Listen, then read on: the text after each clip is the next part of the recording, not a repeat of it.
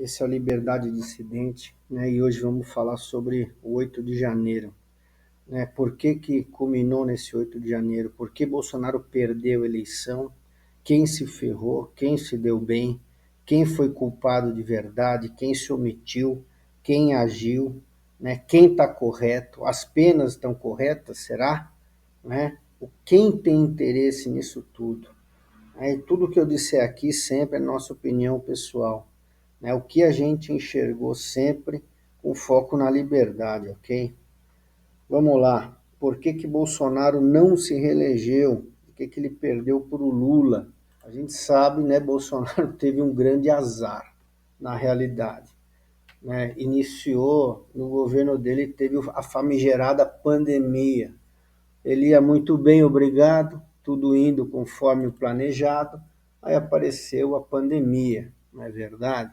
E nosso amigo Bolsonaro, né, começou a fazer algumas bobagens, falar algumas porcarias, né, que não é, que nem todo mundo, né, aceitou, tinha gente morrendo. Imagina um camarada que perdeu familiar, perdeu amigo, perdeu um cliente, um conhecido, né, ouvindo algumas bobagens aí que o Bolsonaro falava, né, aquele negócio de gripezinha, vamos parar de não sei o quê. Então, né, ele começou se queimando aí, né, nessas frases. Eu brinco que se o Bolsonaro fosse mudo, se ele não tivesse língua, ele teria se elegido em primeiro turno. Mas, né, ele tinha o dom ali de fazer alguma, por personalidade dele, fazer algumas bobagens, certo? Aí, né, depois ainda teve a situação da briga com o Dória, né, o governador de São Paulo, né, que tentou aí, através do Butantan, né, ser pioneiro na vacina, Bolsonaro na disputa com ele, Dória com uma linha de científica do que existia na época, Bolsonaro, né, com algumas opiniões pessoais, e ele começou ainda, né, descer o pau ali no Butantan. Bom, bem ou mal, Dória era o governador de São Paulo e tinha sido eleito, bem eleito. Então, tinha muita gente que gostava do Dória. E Bolsonaro começou a atacar o Dória e o Butantan também, não é verdade?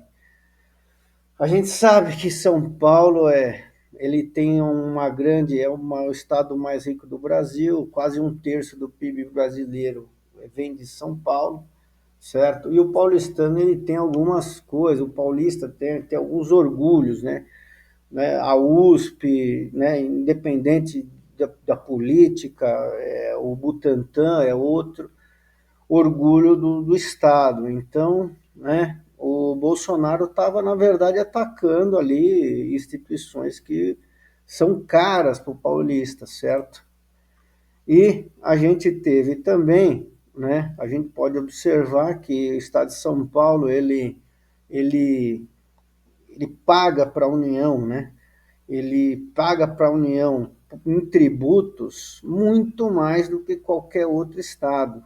Na verdade, quase 3 vezes mais o segundo colocado, que é o Rio de Janeiro, e recebe, né, dos 538 bilhões pagos em 2021, ele só recebeu 47 de volta em investimentos federais. Então, um déficit muito grande. O pessoal, né, tem essa visão, né, que São Paulo é teoricamente prejudicado, muitos têm essa visão, e acaba que esse embate de Bolsonaro com, acredito eu, obviamente, com o Instituto Butantan, né, com o Dória na época, trouxe algum prejuízo, e vocês vão ver que ao ver o fiel da balança ali, o que derrubou realmente, o que deixou de eleger Bolsonaro foi o estado de São Paulo, né? Ele atacando lá o Butantan, falou que, né, a Coronavac era isso, era aquilo, chamou de mandrake a vacina, né, de São Paulo. Então, assim, o pessoal ali, e tinha gente morrendo nesse meio tempo, né? Pessoal, observando aquilo. E aí corroborou, né, que o fiel da balança foi São Paulo, né? Sudeste foi decisivo na vitória de Lula. Pode ver que quando o Bolsonaro disputou com Haddad, né, e com Lula, teve uma diferença gritante. Né? Ele perdeu muito voto de uma eleição para outra no Sudeste, no Sul e principalmente em São Paulo, contando que 2 milhões e pouco foi a diferença entre os dois. São Paulo é o maior colégio eleitoral. Na minha opinião, isso aí ajudou, essa briga na pandemia ajudou muito ali, né, prejudicou na realidade a reeleição do Bolsonaro. E também teve muitas coisas, por exemplo, Collor exaltando o Bolsonaro, etc., né? Aqueles mais velhos ainda, né? Os filhos das pessoas mais velhas ainda são traumatizados da época que o Collor ali fez uma espécie de confisco, né? Congelando os saques de poupança, deixou muita gente na pobreza, né? O meu avô contava isso, né? O meu pai, né, passou por essa situação, né? Assim, quando vê o Collor apoiando o Bolsonaro, pô, você não é aquele negócio, né? Bolsonaro com os amigos dele não precisava de inimigos. Teve a briga com o Olavo de Carvalho no final também, né, que o Olavo de Carvalho é uma espécie de guru ali da direita, o pessoal lia livros dele, se fiava nas ideias do Olavo de Carvalho, e no final ali teve bastante crítica do Olavo para com o Bolsonaro, não que essa galera fosse votar no Lula, por exemplo, no outro candidato, mas com certeza anulava o voto, né? Não votava no outro, mas deixava de votar no Bolsonaro ali como uma espécie de protesto que prejudicou bastante. Né? Algumas situações aí que o filho dele disse que ia ser embaixador nos Estados Unidos e que ele fritava hambúrguer, fritou muito hambúrguer, enfim, e podia ser embaixador, e teve uma entrevista dele em inglês, que foi uma catástrofe. Então, tudo isso ali eu falo, né? Bolsonaro, os amigos dele não precisavam de inimigos, né? Na véspera do pleito lá com Lula, o amigo dele lá, o Roberto Jefferson, deu tiro lá na polícia, enfim, terrível, né? Sem falar daquele episódio da Carla Zambelli correndo com a arma na rua atrás do camarada lá, entendeu? O pessoal porrada nesse, os seguranças dela, os amigos dela, não sei, chutando o cara. Então, assim, meu Deus do céu, não precisava mais do que os amigos dele, né, para acabar com a reeleição dele. Fora isso, né, aquela situação das urnas eletrônicas, que o pessoal tem um pouco de lógica, o Bolsonaro ganhou através das urnas eletrônicas e depois começou a atacar sem nenhuma prova, na realidade, as urnas eletrônicas. Né? Então, enquanto o pessoal percebeu, na minha opinião, enquanto ele era beneficiado, tudo bem, as urnas eletrônicas. Depois passou a ser um problema, né, verificando que a coisa ia degringolar. Né. Temos aí também, né, depois, obviamente, aquela confusão dos forças especiais lá do Exército, os tais Kid Preto lá, que, que visava aí, né, um plano totalmente esdrúxulo, que alguém botou no papel ali de possível assassinato, e, claro, isso caindo na mão do pessoal da oposição, isso aí, obviamente, ia ser usado, ia dar uma confusão do caramba. O pessoal, na minha opinião, foi inocente, o burro, não sei, né, fazer um negócio desse que não tinha, a meu ver, isso não cabia, porque, né, teve depois que os militares saíram do poder, foi muito difícil voltar a credibilidade das Forças Armadas, aí vem meia dúzia de malucos aí, querer pôr no papel um plano, enfim, né? Eu tenho a minha opinião, tudo isso é minha opinião pessoal, né? Aí Bolsonaro tinha aquela minuta golpista, tal. O Bolsonaro não queria sair do poder, essa é a verdade, né? Isso aí é inegável. Ele não queria sair do poder. Tanto é que ele nem entregou a faixa presidencial para o Lula, né? E tampouco, né, não entregou a faixa, não se pronunciou, depois não parabenizou o candidato vitorioso também, e acabou que isso aí, né, só quem não quer ver que não enxerga isso, certo? Aí o Lula venceu, né? Venceu para o terceiro mandato e, né, a gente viu aí tudo o que aconteceu. Lula venceu muito bem, Bolsonaro, como eu falei, meteu o pé do Brasil, não passou a faixa presidencial, num gesto de que uma espécie de não aceite daquela situação, né? Não teve ali a humildade, bom, enfim, de realmente, ó, perdi, né? O brasileiro quer isso muito bem, né? Estando certo ou errado, arque as consequências, essa é a regra do jogo. Se o brasileiro quer o candidato A, vai pegar o benefício e o prejuízo do candidato A, e o candidato B é a mesma coisa, né? Não tem que, ninguém é dono da verdade, então ele não podia, né, fazer uma coisa dessa aí. Se o povo quis o Lula, é o Lula e acabou, né? Entendeu? Cada um que depois vai sofrer as consequências, né? Não tem muito o que fazer. E aí, né, aí começou aquela situação de acampamentos, né? Justificar intervenção, tal, acampamento para lá, para cá, o pessoal pedindo coisas das mais estapafúrdias possíveis, pedindo intervenção, o outro pedia intervenção com o Bolsonaro, o outro pedia intervenção sem o Bolsonaro, o outro pedia só tirar o Lula, tinha gente que não pedia nada, sentava lá e era contra aborto, até tudo isso aí tinha no meio, a gente não sabia exatamente o que o pessoal, na verdade, estava protestando, né? Cada um indo para um lado, cada um, né, pensando de uma forma diferente. Tinha gente que queria golpe, tinha gente que não queria golpe, enfim. Mas o que na minha opinião, né, devia ter acontecido? Bolsonaro, acabou a eleição, pô, não vai, os militares, o pessoal começou na frente do quartel, dos quartéis aí, meu. Os caras tinham que ter falado, ó, não vai ter nada, o pessoal volta para casa, acabou, né?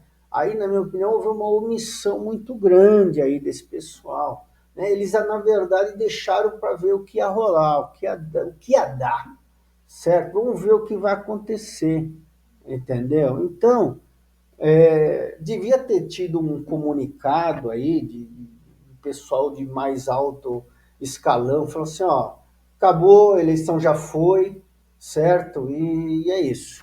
E o Lula ganhou, o pessoal volta para sua casa, não vai ficar na frente de quartel, acabou, certo? Mas, na minha opinião, deixaram rolar o negócio. Muitos estavam lá em cargos muito bem remunerados, né? Aumentou muito o número de pessoal das Forças Armadas em carguinhos, ganhando bem, e era gente graúda, então era conveniente Bolsonaro permanecer no poder, né? Na minha opinião. Então, né, deixaram para ver o que ia acontecer, né, se realmente iam derrubar o Lula ou não iam, né, o povo ali, o que na verdade isso é uma omissão, a meu ver, né, se o pessoal já tinha decidido que não ia ter golpe nenhum, devia ter, ó, o pessoal pode ir para casa, porque isso era em outubro, né, o pessoal ficou lá no meio dos quartéis, lá na frente, até 8 de janeiro. Por muito tempo o pessoal ficou lá, passou Natal, Ano Novo, né? Bem complicado isso aí. Então devia ter sido resolvido antes, né? Não sei, né? Houve algum interesse, acredito que sim, né? De deixar a situação como é que está, né? Olha lá, o pessoal tinha de tudo lá, né? Pessoal pedindo intervenção militar, tinha pessoal que ia lá para rezar, então tinha de tudo, até, né, o pessoal com o celular na cabeça pedindo não sei, mas, meu Deus do céu, cada coisa, botando flash para cima, pedindo ajuda. Bom, enfim, era bem, um negócio bem, sei lá, certo? E aí, o que aconteceu? O fatídico 8 de janeiro, né? 8 de janeiro foi aqueles ônibus lá, quebraram o pau, né? Destruíram. Teve muita gente que foi de mané, teve muita gente que queria quebrar o pau mesmo, teve muita gente que queria intervenção, não é? Tinha de tudo, como mostramos aqui, certo? Tinha gente querendo alienígena, tinha de tudo, certo? E não tem como diferenciar ali quem é quem. Está no meio do quebra-pau, meu amigo, ali, né? Não tem jeito, é muito difícil individualizar. E aí essas pessoas, né, devido a isso, ficam na mão do juiz. O juiz interpreta a situação do jeito da interpretação dele. Ele viu um quebra-pau quebrando o STF, ele pode interpretar como abolição violenta, tentativa disso, dano qualificado, com certeza houve, abolição violenta do Estado Democrático de Direito. Tinha gente lá que só estava revoltada, mas tinha gente realmente que queria, né, derrubar o Lula, o STF, tinha. Então, aí, meu amigo, essa galera, quando foi presa, juntou os crimes, né? Abolição do Estado de Direito, dano qualificado, golpe de Estado, né? Deterioração de patrimônio tombado, associação criminosa. Né? Esses crimes aí, tem abolição do Estado Democrático, é difícil, as penas são pesadas mesmo. Se juntar essas penas aí, são pesadas. Tem atenuante ali, se o cara foi. Mas se foi premeditado, não tem atenuante. E como o pessoal foi de ônibus, foi até lá, se dirigiu até, foi algo que realmente foi coordenado. Tem agravante para o pessoal que organizou o negócio. Então, vai ter penas altíssimas. Né? E não tem lá como você identificar quem foi, quem não foi, quem que estava ali passando, quem que só queria protestar, quem não queria quebrar tudo. Então, assim, foi bem. É difícil mesmo, e o pessoal vai se lascar mesmo nisso aí, infelizmente. Né? É aquele negócio, a gente paga aí pelas consequências das nossas ações, né? E acabou, né, nesse 8 de janeiro aí. Aí, o que acontece? Na minha opinião, né, Bolsonaro também deveria, acabou as eleições, se ele falava que o negócio das 4 linhas lá, deveria ter se pronunciado, falou assim, ó, não, eu vou embora, o Lula é o presidente, ia evitar tudo isso aí, com certeza, certo? Ele, olha lá, ele tem os discursos dele lá, sempre na dúvida que as coisas não dar, que tinha alguma coisa, e assim, na verdade, nada, né? E aí o povo foi caindo, aquele negócio de 72 horas, etc, né? Aí, hoje nós temos aí o pessoal tudo preso, um monte de gente condenada, presa, quem financiou, quem fez PIX, quem pegou ônibus. E é essa galera mesmo que vai se lascar efetivamente. Né?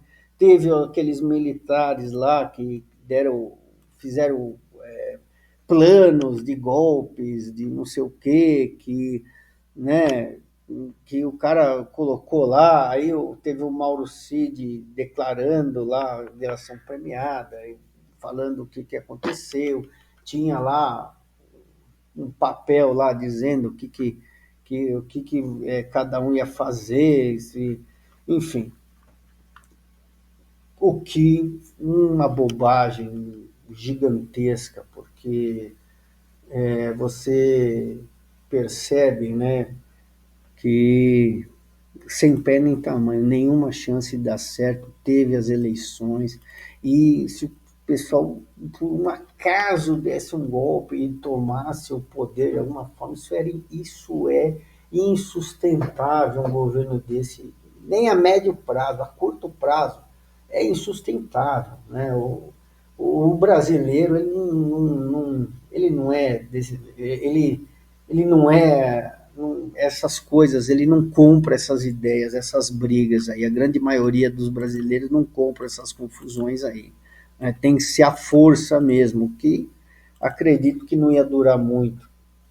E depois que deu toda essa confusão, né, obviamente, né, aqueles lá que têm mais dinheiro, tal, né, o pessoal começa, seus advogados lá na frente do STF lá, o pessoal virou coitadinho, né? Não, não sei de nada, quem sou eu? Imagina, não sei, não fiz nada. Aquelas histórias lá, né? E os advogados tentando blindar seus clientes, né? Olha que maravilha. Por isso, quem vai se lascar é realmente aquele camarada que, né? É aquilo lá, que é o café pequeno lá que estava no meio da rua. Esse aí tá ferrado mesmo, certo? Isso foi uma mão na roda aí para a oposição, para a esquerda, né, meu? Porque com certeza é por causa de malucos, por causa de meia dúzia, bastante gente, mas considerando quem é de direita, quem né, quer conservadorismo, esse pessoal é uma meia dúzia que acabou, né, jogando água no chope aí da grande maioria, e o pessoal, né, atrasou a agenda da direita muito tempo por causa de bobagem, de besteira, de cagada, essa é a verdade. Então, aquele negócio de 72 horas, né? Bobagem, o pessoal seguindo aqueles youtubers que bota lá e vai nada, cada um por si, certo? No final das contas, tem que quebrar pau e essa galera aqui que está lascada. E o que isso nos traz de lição? Né? Tem aí, né, aquele negócio, né, aquela história do maldito homem que confia no homem. Tem um texto bíblico aí de Samuel, né, que quando Samuel, o Senhor, né, quando o povo lá pediu a Samuel um rei, Deus advertiu esse povo, ó, o rei terá direito de governar sobre vocês, tomará seus filhos para servir os seus propósitos, nos seus carros de guerra, na sua cavalaria, para correr à frente dos seus carros de guerra, ou seja, né, o pessoal vai à frente, vai lá, né, ser o bucha de canhão, porá alguns como comandantes de 1.000, outros comandantes de 50, e os fará arar as terras dele, fazer a colheita, fabricar armas e equipamentos para os seus carros de guerra. Ou seja, o pessoal vai trabalhar para o rei, tomará as filhas de vocês para serem perfumistas, cozinheiras, padeiras. Tomará de vocês o melhor das plantações, das vinhas, dos olivais e dará aos criados dele.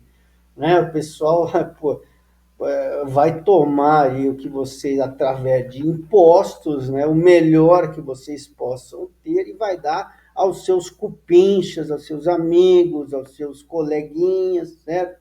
Tomará 1/10 dos cereais e da colheita das uvas e dará aos seus oficiais e seus criados.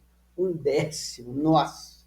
Antes fosse hoje 1/10 aqui. Hoje é muito mais do que isso, que é tomado através de impostos, que o povo não vê, né? Enquanto uns aí vão para, com certeza, vão para hospitais de altíssimo nível quando ficam doentes, os outros morrem ali na fila, esperando uma cirurgia, um atendimento, certo? Dará aos seus oficiais e seus criados. Tomará de vocês para seu uso particular os servos e as servas, o melhor do gado e do jumento. Eles vão sempre andar, né, com carrões, com hotéis maravilhosos, né, viagens, tá? Isso aí, cartões corporativos, olha aí. E vocês, ó, tomarão 1/10 dos rebanhos. E era muito, hein? E vocês mesmos se tornarão servos dele. É isso aí. A gente trabalha para o cara, né? Para a classe ali privilegiada, para os políticos, etc. E naquele dia clamarão por causa do rei que vocês mesmos escolheram, mas o Senhor não os ouvirá. o rei que vocês mesmos escolheram, mas o Senhor não ouvirá. Contudo, o povo recusou-se a ouvir, disse, não queremos um rei, seremos como outras nações, o rei estará à nossa frente. Depois de ter ouvido, o Senhor disse, atenda. E é isso aí, né? É isso que acontece. O pessoal, né, vê primeiro seus interesses, depois, isso é todos, né? Não é A, B, C, D, não, é todos, certo? Serve de lição para nós, né? O que a gente paga de imposto, muito pouco volta em benefício, muito pouco mesmo, tá certo? Então peço a vocês aí que se gostaram, comentem aí, compartilha, se inscrevam. Se não gostaram, coloca nos comentários também, diz aí o que a gente pode melhorar, tá certo? E eu conto com vocês. Muito obrigado, até a próxima.